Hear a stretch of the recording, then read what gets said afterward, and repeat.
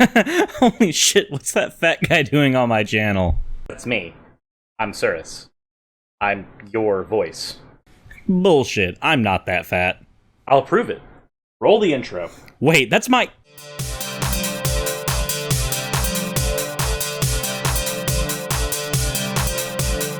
So, whenever I talk to somebody close in my highly religious society that I've been brought up in, one question that comes up without fail is, what's the harm? Typically, one would like to cite instances of religious extremism solely, but I'd like to focus as well on some of the more subtle ways religion has harmed people. To start with, let's start out with Dr. Leonard Bailey. In a case back in October of 1984, a baby known as Baby Faye, for anonymity's sake, was born with a nearly always fatal heart condition. With no human hearts to spare, Dr. Leonard Bailey had to resort to using an animal heart, something highly controversial at the time and still in dispute today. He used a baboon's heart and went straight away to save the little girl's life. But sadly, 21 days later, Baby Faye had passed. Well, what happened? Well, there were a few complications to note. To start, Dr. Bailey didn't believe that evolution was a real thing, and baboons are not our closest relatives. Chimps are. Given the options to use chimps' hearts, he noted that they were smaller and dismissed them, even though the surgery was meant to be a temporary fix, and so waiting until a human heart became available would have probably allowed a smaller heart to do its job for a short time. Instead, he chose to use baboons' hearts as they were the closest in size to a human heart, and this decision led to Baby Faye's death. But why? The baboon had AB blood type, and Baby Faye had blood type 0.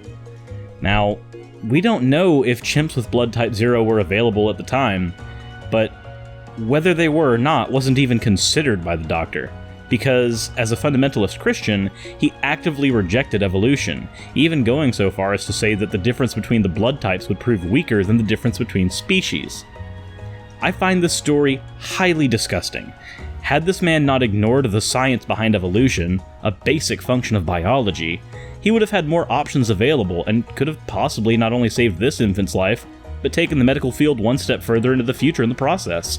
Instead, he held on to his Bible and watched as a child's blood clotted and died. The body didn't even reject the heart. It was just the abnormal red blood cells that killed her from having the wrong blood type.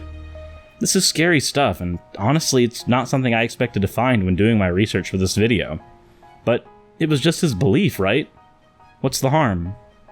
Or what about Deanna Laney, who killed 2 of her 3 children, leaving the third in critical condition after supposedly hearing instructions from God to do so?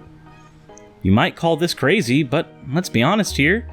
It's not unlike the God of the Bible. He told Abraham to kill his own son, and he himself sent Jesus down to be murdered as well. Is it really that much of a stretch to think that that God would order a woman to do this? Not really.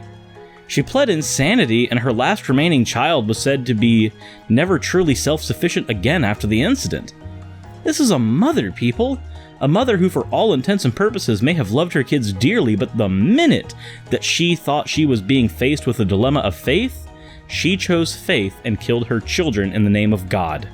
It is absolutely sickening, but it's just her faith, right? What's the harm? Or the Shables, a pair of parents who, instead of using modern medicine to treat their sick child, chose to use faith healing instead, resulting in the child's death in 2009.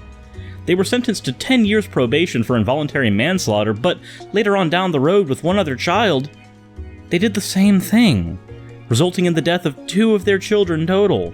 When pressed, they said that modern medicine violated their religious beliefs and instead preferred to believe in divine healing. These parents have killed 2 of their children and still cling to their holy book and claim innocence.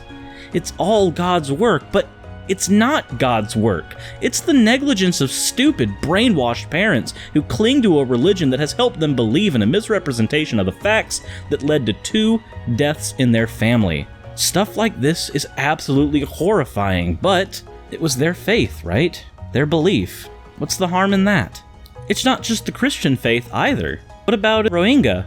There have been massacres of the Muslim population by Buddhist vigilantes or Muslims attacking security outposts in the same region. A lot of that violence is being centered around religious values from both parties, and even though the Muslim minority seems to be suffering the most, It's just their beliefs, right? What's the harm? Or in recent memory, a Sifa, who was an 8-year-old Muslim girl raped and killed by a member of an opposing Hindu village. That case is still going on to determine exactly what led to those actions, even though there's speculation that it was meant to send a message to the other Muslims in the village, but it's just beliefs, right? What's the harm? The truth is, beliefs influence actions, and no matter how much cognitive dissonance you can manage, it won't change the families who throw their children out for being homosexual and thus are considered abominations of God. It doesn't stop full-scale slaughters and oppression leading to mass exoduses of refugees out of majority Muslim countries. It doesn't stop infants dying to parental negligence thanks to a damnable holy book. It doesn't stop the murder of children to send a message from one religion to another.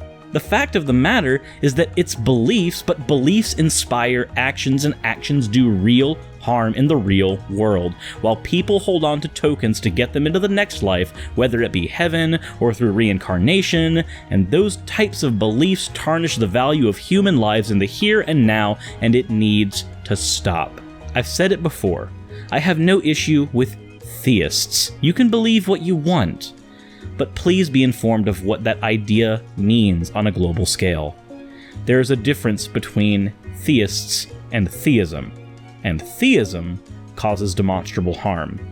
This is why I'm an anti-theist. I know this was a more emotional take on things than I normally put out, but links to the cases I mentioned will be in the description below.